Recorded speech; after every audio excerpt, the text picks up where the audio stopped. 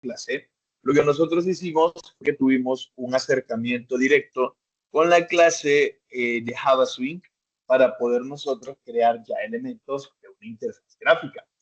Comenzamos con los componentes que actúan como contenedores de orden superior, los JFrame. Y nosotros pudimos ver que la teoría que aprendimos sobre programación orientada a objetos realmente se refleja y se utiliza. Porque al final lo que nosotros tenemos, ¿okay? Lo que nosotros tenemos al final es un conjunto de objetos que en tiempo de ejecución están intercambiando mensajes entre ellos. Si nosotros nos fijamos acá, nosotros lo único que vamos a hacer es instanciar, ¿ok? La clase MPB de mi primera ventana. En este punto, ¿ok? En este punto, cualquier cosa que yo ocupase con la interfaz gráfica, lo único que tendría que hacer sería acceder a los métodos, la interfaz pública que él me da, y aquí yo puedo ver entonces todo lo que yo puedo hacer con ese elemento. También me fijé que yo puedo mezclar la otra interfaz, porque aquí tengo el objeto out, que es parte de la composición de la clase system, y vemos que mandamos a llamar el método printline, y lo que le pasamos, pues simple y sencillamente es un string obtenido de mandar a ejecutar un método del objeto ventanita de la clase MPB. Y hasta ahí no hay ningún problema. Lo que nosotros tenemos son objetos interactuando entre ellos a partir del paso de mensajes. Ahora, en clases anteriores, yo les mencionaba a ustedes que esto es algo que perfectamente nosotros podemos hacer. Es decir, en lugar de tener una variable auxiliar que me obtenga ese valor del tipo string, ¿okay? Este valor del tipo string, para luego yo simple y sencillamente utilizar aquí esa variable auxiliar, podía directamente utilizar este método de este objeto. Evitaba el desperdicio de memoria, porque esta memoria del tipo string, lo único para que la estoy utilizando es para obtener este valor. ¿Qué es lo que pasa? ¿Se puede hacer? Claro que sí. Me permite ahorrar memoria indiscutiblemente, porque no tendré esta variable auxiliar. Pero tienen que considerar que hay que garantizar, ¿ok? Hay que garantizar que el resultado de mandar a llamar este método no me vaya a ocasionar una excepción. Porque si yo aquí directamente pongo este método y resulta que por algún motivo eso llega a fallar, esto me va a dar un error. Entonces, dependiendo del sistema, dependiendo del análisis, dependiendo de la complejidad, esas son consideraciones que deben hacerse. Porque si bien es cierto, esto me permite desperdiciar memoria, porque estoy haciendo uso de una variable auxiliar, al final puedo incluir aquí un mecanismo, ¿okay? Puedo incluir aquí un mecanismo que si esto llega a tener algún problema, ¿okay? Si eso llega a tener algún problema, yo lo puedo solventar. O sea, si esto me da un error, aquí yo puedo decir simple y sencillamente no obtenido, ¿ok? ¿Okay? Aquí tengo auxiliar no obtenido, si lo voy a dar y luego le mando a llamar acá el auxiliar. ¿Por qué está dando error? Porque estoy definiendo el string dentro del bloque try. Entonces, esto se corrige muy sencillo. Tenemos aquí, claro que sí, auxiliar. Auxiliar. Y ya está. ¿Ok? Y ahí vemos, ok, sí, mira, tenés que tener otras consideraciones, que eso no lo vamos a poder, ok, aquí tenemos la excepción, no lo vamos a poder ejecutar por aquí, por allá, tenés que formar bien las excepciones, etcétera, etcétera, etcétera. Son el tipo de cosas que, como les digo, depende del análisis y de cómo ustedes quieran ejecutar, pero el paradigma se lo va a permitir, ¿ok? El paradigma se lo va a permitir. Dicho esto, continuemos con lo que nosotros estábamos. Entonces, acordémonos que hay varias maneras de instanciar un objeto. Yo puedo hacer que un objeto herede de una clase padre, que es lo que estábamos haciendo nosotros acá, ¿ok?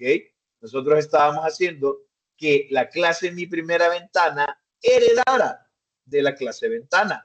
Entonces, automáticamente un objeto de esta clase ya iba a ser un objeto de esta clase de acá.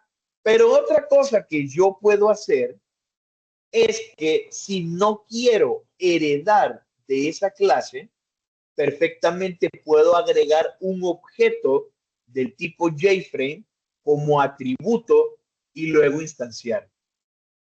¿Okay? Otra cosa que yo podría hacer, y estamos viendo aquí en pantalla, que lo que yo puedo hacer, si no quiero hacer que esta clase ventana herede de JFrame, es crear un objeto del tipo JFrame y luego en el constructor lo puedo inicializar. ¿Ok? Puedo hacer eso. Vámonos al código. Perfecto, vámonos al código. Por si quiero que dejemos un poco claro esta parte de acá. Vamos a usar mi primera ventana, claro que sí. Y aquí quiero que veamos algo. En esta parte de acá, mi primera ventana, vemos que esta clase hereda de JFrame. Como hereda de JFrame, es un JFrame. Entonces yo puedo utilizar todos los métodos que he heredado. Pero digamos que esta clase debiese heredar de otra clase. Digamos que esta es una figura, este es un círculo que hereda de figura, pero yo quiero tener componentes gráficos. Si yo quiero obtener componentes gráficos, no puedo decirle que lo hereda porque esto ya estaría heredando de figura. Como ya está, claro, la clase figura no está en este proyecto, marca error, como ya estoy heredando de la clase figura, ya no puedo heredar de JFrame.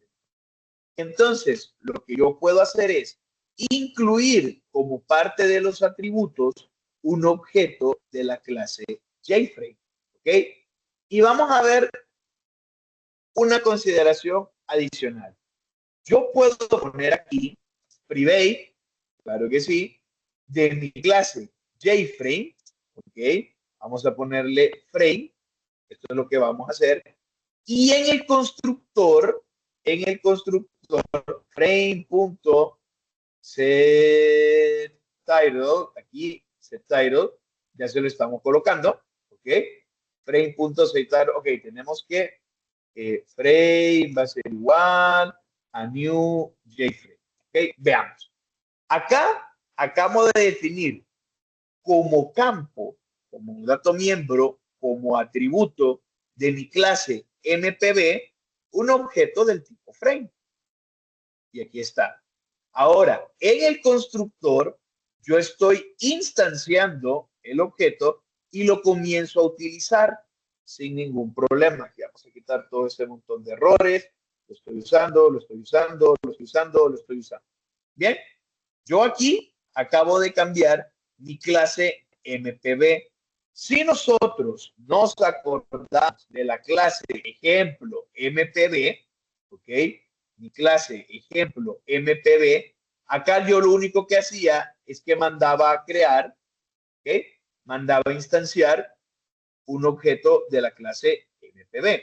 En ejemplo MPB, mandamos a instanciar un objeto de la clase MPB. No hay problema. No lo quiero tocar. Ok, aquí sí va a cambiar algo. Ok, aquí sí va a cambiar algo. Y es que como yo ya no estoy heredando, puedo importar de manera estática Windows Constant Exceed on Close y poner acá el set default close operation exceed on close, o puedo directamente colocarlo aquí. Eso ahí lo vamos a ver. No importa. De momento, yo corro esto aquí. Mi lista va a ser exactamente igual. Acá tenemos la ventana. ¿Ok? Aquí tenemos la ventana. Dado que herede de la clase JFrame o que yo esté utilizando un atributo del tipo JFrame, yo siempre voy a obtener el mismo resultado. La diferencia es que acá lo tengo que instanciar. Ahora, puedo hacer algo más interesante todavía. Vamos a prescindir de este atributo, ¿ok? Y vamos a colocarlo acá, ¿ok? Analicemos por un segundo qué es lo que acabo de hacer. Piénselo de manera técnica, de manera teórica, como la programadora, como el programador que es. ¿Qué acabo de hacer? Simplemente lo que acabo de hacer es que estoy definiendo este objeto frame como un objeto local de mi método constructor. Es decir, que si yo aquí quisiera tener public void mostrar título de ventana, ¿ok? Y esto no hago nada, y yo quisiera decir aquí system.out.println, y yo quisiera frame.getTitle, me va a dar un error. ¿Por qué me va a dar un error? Porque este objeto frame, como es un objeto local, solo va a existir en este constructor. En cambio, vean qué pasa si yo ahora libero esto de aquí arriba. ¿Ok? Si yo ahora quito los comentarios, aquí yo tengo, vean, yo tengo un objeto frame, que es un objeto de la clase JFrame. Y miren que cuando yo lo selecciono, ¿ok? Cuando yo lo selecciono, acá la primera vez, frame, estoy diciendo que estoy utilizando este objeto en este método de aquí abajo. Pero al objeto al que yo le puse título es a este de aquí adentro. ¿Sí? Quiere decir, ¿ok? Quiere decir que si yo me vengo para acá, ¿ok? Yo me vengo para acá y digo aquí entonces, ventanita, punto, aquí tengo mostrar título de ventana, ¿ok? Mostrar título de ventana me va a decir, ok, pero fíjate que mostrar título de ventana, bueno, vamos a ver qué hacen. Mostrar título de ventana. Oh, hay un error. ¿Por qué hay un error? Porque ese frame es nulo. Este getTitle nunca fue definido, porque este title de aquí es de la ventanita que está adentro del constructor. Entonces, yo no puedo acceder a él. ¿Ok? No puedo acceder a él. ¿Qué es lo que quiere decir? Que nosotros acá vamos a tener que considerar algo. Cuando nosotros tenemos interfaces gráficas, habrá elementos con los cuales nosotros quisiéramos interactuar. Si yo voy a querer interactuar con ese elemento, simple y sencillamente lo defino como atributo y luego yo ya lo puedo instanciar y va a ser visible, vean la diferencia, va a ser visible para todos los demás métodos. Si yo definitivamente no voy a hacer referencia a él, pues lo puedo dejar como un objeto local.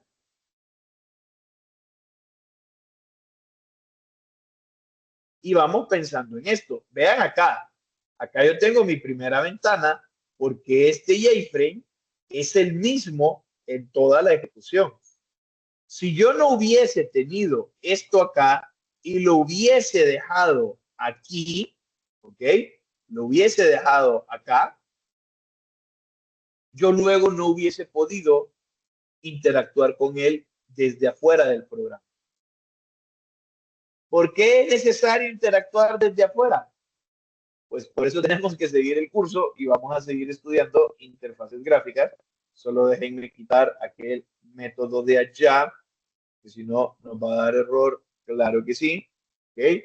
Nos va a dar error, regresemos a MPB, que es el que me interesa que tengamos ahorita, que es donde hemos definido nuestro JFrame. Bien, perfecto. Entonces, ahora que ya tenemos esta cosa, este ISO claro, sigamos con los demás componentes. ¿Dónde vamos a colocar los otros componentes? Contenedores de nivel intermedio, las ventanas de diálogo y los botones y todos los demás con los que interactúa el usuario. Pues nosotros ya tenemos una ventana y esta ventana tiene un panel. Por default, la ventana ya tiene un panel. ¿Ok? Entonces, yo puedo obtener una referencia a ese panel y agregarle los componentes, o digo, no, voy a crear mis propios paneles y voy a poner esos paneles dentro del frame. Y aquí ya nos vamos completando las cosas, complicando las cosas, porque yo puedo crear un frame y agregar componentes. Claro que sí, es lo que estamos haciendo. Pero es que lo podríamos hacer heredando el frame, extends JFrame, o podemos crear un objeto de la clase JFrame dentro de la clase que estamos utilizando. Independientemente heredamos o instanciamos, podemos crear un panel y agregar en el panel o agregar directamente en el panel que ya tiene el JFrame. Claro, en ocasiones, como en aquel ejemplo que habíamos visto de la ventana que tenía dos paneles, un solo panel ya no nos es suficiente. En este ejemplo de aquí, yo tengo dos paneles. Entonces, lo mejor que yo puedo hacer es crear los paneles y meterlos de manera individual en la ventana en lugar de utilizar el panel que ya tenía. Pero como todo lo vamos a explorar, vamos viendo esto. Entonces, miramos el código y después lo hacemos.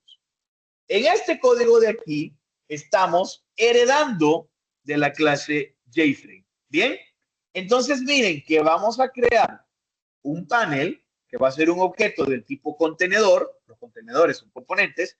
Y vamos a crear un JButton, nuestro primer botón. Analicemos la lógica. Adentro del constructor inicializamos la ventana. ¿Ok? Tenemos que la vamos a hacer en primer lugar un título, le damos un tamaño que sea visible y que cuando le demos clic a la X se cierre. Pero también vean que inicializamos, ¿ok? Inicializamos nuestros componentes. Tenemos botón 1, new JButton, con el title, púlsame, y luego tenemos panel, pero vean qué interesante lo que hacemos con panel. Panel le decimos get content pane. Este método, como estoy heredando del JFrame, lo estoy sacando de mi papá. Deme el panel contenedor que tiene por defecto y a ese lo voy a asociar a mi propio panel. Vean que no dije panel igual a new container. No lo hice de ninguna forma. Y luego a panel le agregué el botón. ¿Cómo que a panel le agregaste el botón? Bueno, recordemos esta parte de aquí. El container tiene agregación y tiene composición. Como composición, yo estoy agregando múltiples componentes. En su curso de estructura de datos, usted estudió las listas, las pilas, las colas. Y había un método que siempre utilizábamos, que era agregar en el caso de las listas, push en el caso de las colas o encolar en el caso de las colas. ¿Okay? Podríamos encolar, podríamos agregar a la pila o podríamos agregar. Como este contenedor tiene adentro una lista de componentes, pues entonces le estoy agregando componentes. Ese add viene de precisamente una colección y nosotros ya estudiamos colecciones. Entonces, vamos a verlo funcionando. Claro que sí. Tenemos el JFrame. Vean que aquí yo no lo voy a hacer un poco distinto al que tenemos allá porque no quiero heredar del JFrame. Entonces, ya tenemos el JFrame, pues vamos a tener de mi clase contenedor, ¿ok? De mi clase contenedor, vamos a tener un panel, ¿ok? Y vamos a utilizar un JButton. Se va a llamar botón. Es que súper creativos los nombres, ¿verdad? Bien, perfecto. Ahora, a mí, de manera muy particular, me gusta dejar la parte en la que hago visible la pantalla, la ventanita, hasta el final. A mí me gusta, era muy particular, a mí me gusta primero instanciar los elementos, configurar los elementos internos y hasta el final ponerlo todo en la ventana. Eso a mí. Si usted lo quiere hacer distinto, lo puede hacer distinto. No piense que lo tiene que hacer de esta forma, que está viendo que yo estoy rompiendo el código y empiezo a escribir aquí adentro. Bueno, entonces yo aquí, obviamente, del panel habíamos dicho que lo íbamos a asociar al contenedor que ya tiene, ¿ok? Que ya tiene el frame que estamos usando. Y en el clase de botón, pues entonces esperábamos, esto va a ser igual a un new JButton. Claro que sí.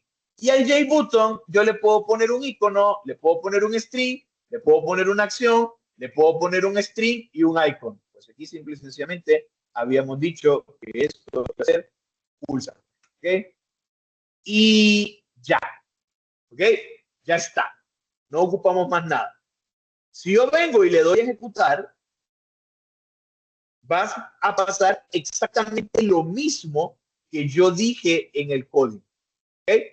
Si ustedes se fijan, yo en esta línea 12 creé un JFrame, pero en esta línea 16 ya le puse el título, mi primera ventana, hago que se muestre, le pongo un tamaño, lo centro en el escritorio actual y le pongo por default close operation que cuando le dé clic a esta X de aquí, se me cierre.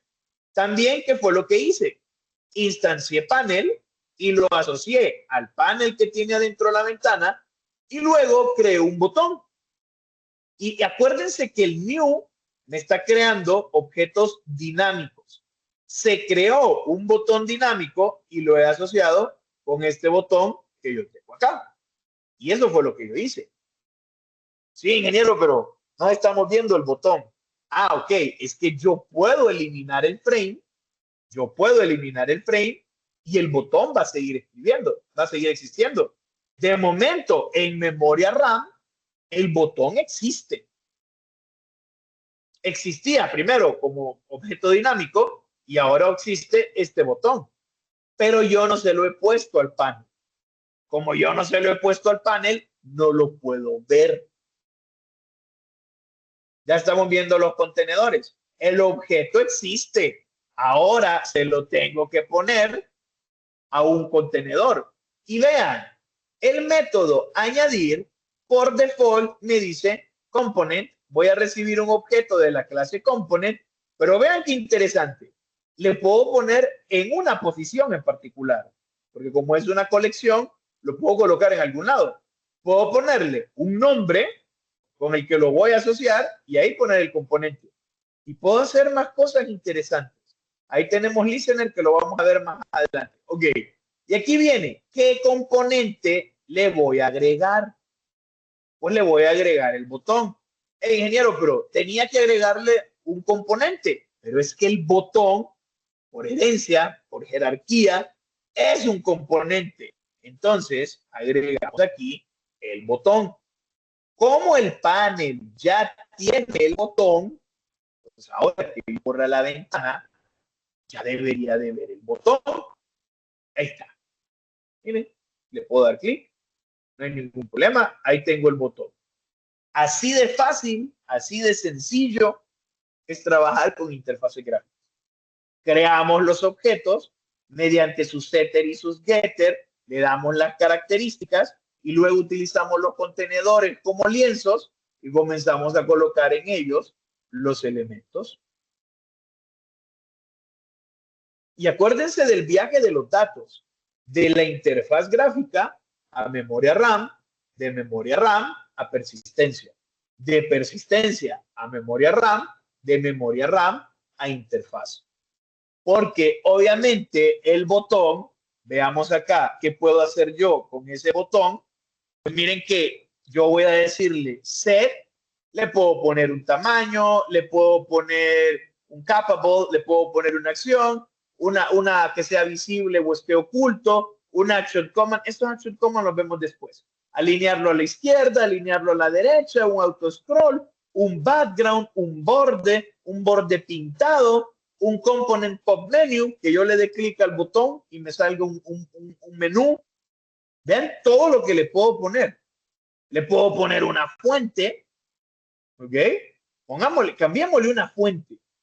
Cambiémosle la fuente, porque creo que se miraba muy pequeño la palabra púlsame, realmente no me acuerdo. Se ve muy pequeño. Sí, púlsame, se ve pequeño, no me gusta. Hagámoslo más grande. Pues entonces, set font, ¿ok? Regresemos y como les digo, la ventaja de la programación orientada a objetos es que yo aquí estoy viendo que fuente no retorna nada y ocupa un objeto de la clase fuente que yo ya les había puesto a ustedes sobre aviso que a la par de los contenedores, y los componentes, yo tenía clases adicionales que me iban a ayudar a trabajar con interfaces gráficas. Y una de esas clases que vamos a utilizar ahorita es la clase fuente. ¿Dónde está? Voy a llegar al punto del botón. ¿Okay? Bien. Entonces, ocupo una fuente. Pero, ingeniero, en mi vida he trabajado yo con la clase fuente. Tenemos dos opciones. Creamos un objeto fuente y luego le mandamos la fuente. Es decir, puedo crear aquí un objeto fuente, ¿ok? Igual a new font, o puedo directamente crear el objeto dinámico y mandárselo, porque de todas maneras no lo voy a utilizar. Aquí yo le digo new font, perfecto, claro que sí. Y aquí hay que ver algo, ¿ok? Hay que ver algo. Dependiendo del IDE que usted esté utilizando, podemos ver ciertas ayudas, porque como nosotros nunca habíamos utilizado un objeto de la clase fuente, pues acá yo puedo, voy a comentar esto, acá yo puedo auxiliarme de esta ayuda y ver los constructores. Vean que me pone el nombre, obviamente de la fuente, un estilo, bold, italic, subrayado y un tamaño. ¿Ok? Eso es lo que me podría decir aquí. Bien, entonces, si yo lo hago de esta manera, aquí tengo un problema, que yo ocupo un nombre de una fuente. Yo sé que hay una fuente que se llama Ubuntu. Aquí podría darle bold. Oh, miren que el bold es un enum. O sea, yo le puedo decir fuente bold es un enum. Ah, y nos faltaba un tamaño. ¿Qué tamaño le podemos poner? Digamos, por ejemplo, 18. Y aquí, simple y sencillamente, entonces, le mandamos esta fuente. Ejecutamos.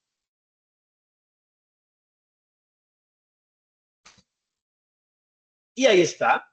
Si se ven, es un poquito más grande. Si no se acuerdan de cómo era, pues exagerémoslo. Tal vez cabe todavía. Exagerémoslo para que sí vean la diferencia. ¿Ve? Ahí está. Le cambiamos la fuente, le cambiamos el tipo, que ahora es negrita, y le cambiamos el color. Pero ¿y si le quiero cambiar el color? Bueno, entonces, botón, punto, set, foreground, ¿ok? ¿Y qué color? Pues de mi clase color, vamos a ponerle, por ejemplo, verde. Se va a ver feo, no importa. ¿Okay? Se va a ver feo, no importa, vamos a colocarlo acá.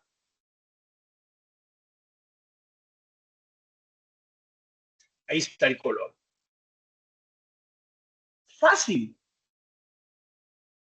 Los setter y los getter me permitían a mí hacerme con los campos y asignarle valores a los campos. Hay métodos auxiliares, que todavía no los estamos estudiando, de momento solo estamos configurando, pues por eso son setter, set, darle configuraciones. Y lo único que estamos haciendo es jugando con la jerarquía de las clases. Un contenedor es un componente, un botón es un componente. Y el diagrama de clases me decía que yo podía tener un layout manager y yo podía tener varios componentes.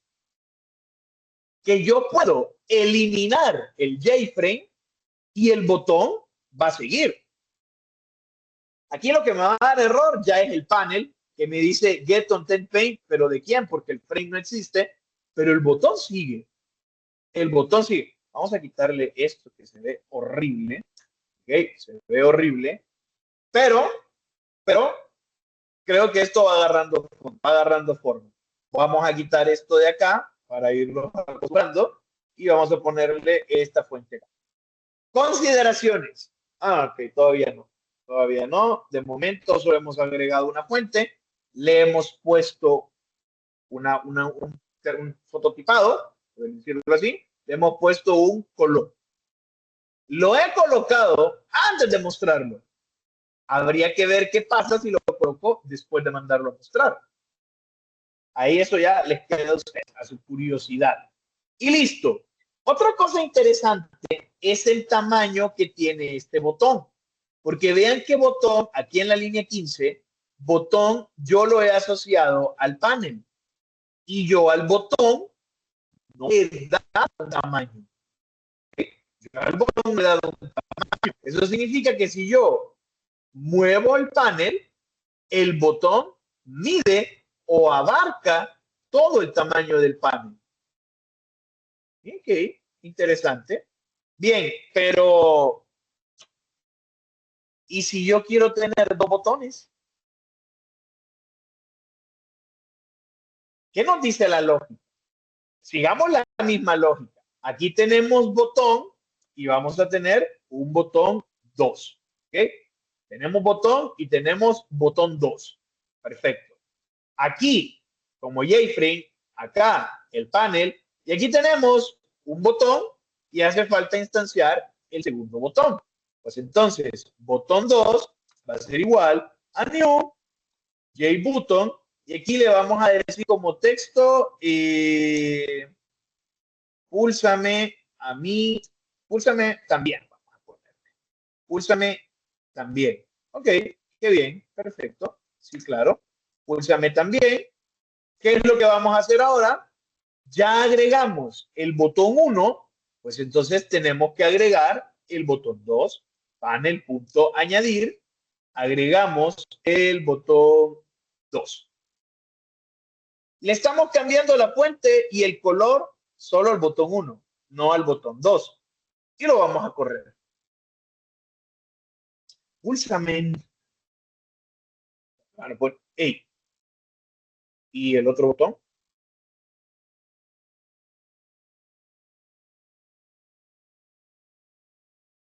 ¿Qué ha pasado con el primer botón? Veamos el código. Quitando de que no puedo escribir, que debería regresar a primaria porque no puedo escribir.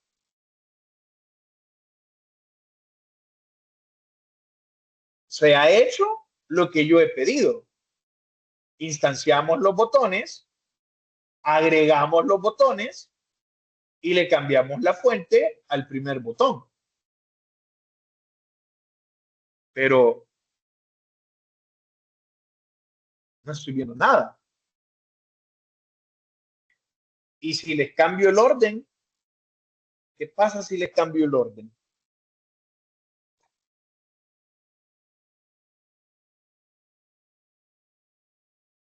Oh, ¿ya lo tienen? ¿Ya entendieron qué pasa? ¿Se acuerda que había un índice? Al panel le hemos agregado los botones. Pero de momento estamos agregando un botón en el panel, pero no decimos en qué posición del panel. Entonces, ambos botones o abarcan todo el panel y uno está montado encima del otro. Si yo hubiese tenido dos paneles y uno lo pongo en un panel y otro lo pongo en otro panel, los tendría separados. Pero esos paneles secundarios también estarían montados encima del panel y tendría un panel encima del otro. Si yo regreso a la teoría y quiero volver a estudiar qué está pasando, tengo que recordar que el contenedor no solo tiene componentes, que tiene muchos componentes, sino que el contenedor tiene un layout manager, un gestor de diseño. Este layout manager es el que me va a permitir a mí colocar en orden los elementos dentro de mi panel. ¿Ok? Entonces, layout manager hay muchos. Y de hecho, puedo prescindir de él.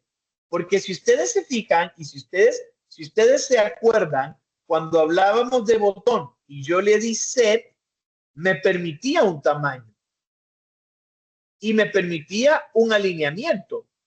¿Ok? Entonces, este bounce, este set bounce, si ustedes se fijan, posición en X, posición en Y, ancho y alto.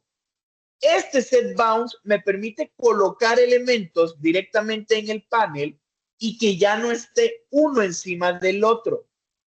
Pero tiene una pega que se las voy a enseñar, tiene un problema que se los voy a enseñar. Entonces lo que nosotros hacemos es que para qué inventar el agua caliente. En vez de estar yo diciendo, ok, 0 para X, 0 para Y, entonces voy a sacar esta distancia y aquí voy a poner un botón y voy a sacar esta distancia y cuánto me mide esto y cuánto me mide esto de acá. Y no, en vez de estar yo midiendo, que lo puedo hacer, obviamente lo puedo hacer, vamos a ocupar un layout manager. Hay muchos y no los vamos a estudiar todos, por favor, nos va a dar el tiempo. Pero la premisa es la misma. Voy a agarrar un objeto del tipo layout manager y me voy a comunicar con él mediante sus métodos. Border layout me divide el panel en centro, norte, oeste, sur y este.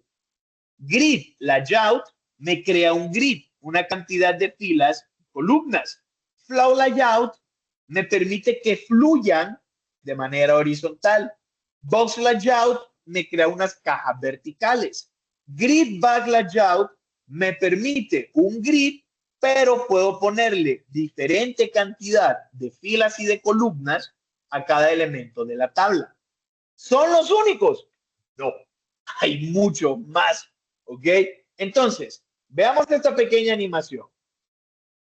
En este punto de acá, ¿qué pasa si yo quiero utilizar un layout manager versus darle yo las coordenadas y el tamaño de manera fija mediante set bound, set size y darle los demás bordes y los demás elementos a cada componente?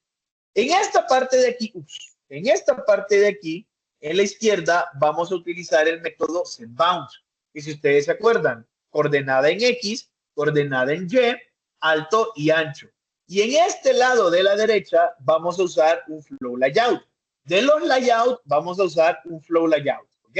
Entonces, yo aquí le puedo poner a cada botón coordenada en X, coordenada en Y, ancho y alto.